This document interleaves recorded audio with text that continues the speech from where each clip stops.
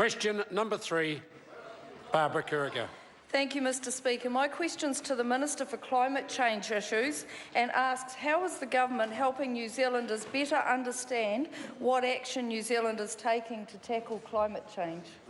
Thank you, Mr. The Honourable Speaker. Paula Bennett.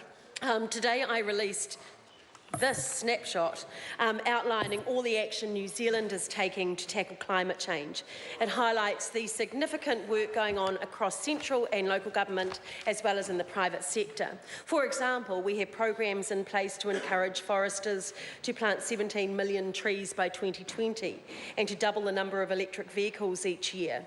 Last year we invested $31 million into understanding climate change and its impacts. New Zealanders should be proud of what we have done and confident that we are up to the challenges ahead. Supplementary. Supplementary question, Barbara Kuriger. Thank you. To the Minister, what is New Zealand contributing to the efforts to reduce emissions from agriculture? Well, Mr Speaker, The Honourable Paula Bennett. emissions from agriculture are a challenge for New Zealand, but that also means we have a fantastic opportunity to be world leaders in finding a scientific solution. We're a key player in the 46-country strong Global Research Alliance on Agricultural Greenhouse Gases, which is leading research about how to increase food production without growing emissions.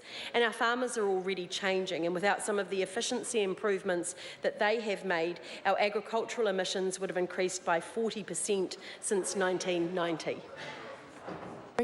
Supplementary question, Barbara Kuriger. Thank you. To the Minister, what are the next steps for our action on climate change?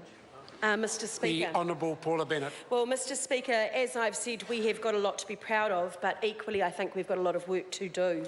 In the next few weeks, we will ratify the Paris Agreement with the agreement of the House, locking in our ambitious targets for 2030. We're also working internationally to phase down the use of hydrofluorocarbons, which could cut our greenhouse gas emissions by 2% and are known to be really dangerous to the environment. Domestically, we have established or are about to establish technical advisory groups on adaptation, forestry and agricultural emissions. Mr Speaker, New Zealand's up for the challenge. Supplementary question, James Shaw. Thank you, Mr Speaker. Supplementary to the Minister. Why does the pamphlet entitled New Zealand's Action on Climate Change fail to mention that New Zealand's emissions have increased 19% on her government's watch? The Honourable Paula Bennett. Well, Mr Speaker, as I clearly said in my answer to other questions, we have got challenges ahead and that we want to see ourselves reducing those emissions. On a per-head population, of course, that has reduced and would have gone up a lot higher if we hadn't been making the changes that we have. Supplementary question, James Shaw. Why does the pamphlet entitled New Zealand's Action on Climate Change fail to mention that the most recent MFE projection of our future emissions is that they will increase 96% if her government's policies remain unchanged?